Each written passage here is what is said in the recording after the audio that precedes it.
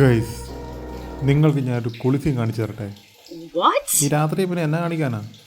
ആദ്യം തന്നെ കൈയിട്ട് സോപ്പ് ഇട്ടുന്ന് കഴുകി കാണിക്കാം.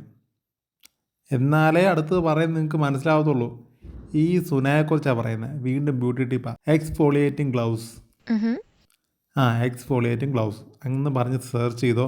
ഇത് ഗാർ എന്ന് പറയുന്ന കമ്പനിയുടെയാണ്. നിങ്ങൾക്ക് ഏറ്റവും നല്ല റേറ്റിംഗ് ആണെന്ന് തോന്നുന്ന പ്രൊഡക്റ്റ് നിങ്ങൾക്ക് വാങ്ങിക്കാം. ഈ സാധനം എന്നാണെന്നറിയാമോ?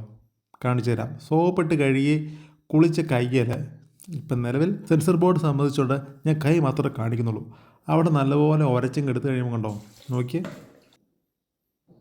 അതെ, നമ്മൾ കുളിച്ച് സോപ്പിട്ട് കുളിച്ചതിന് ശേഷം ഈ സാധനം അപ്ലൈ ചെയ്ത് നോക്കിക്കോ.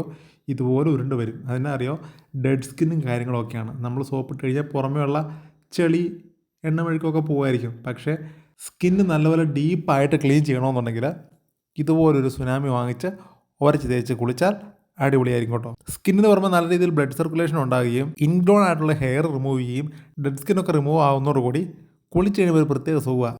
മൊത്തത്തിൽ ഒരു വൈബ്രൻ്റ് ആയിരിക്കും കുളി കഴിഞ്ഞാൽ.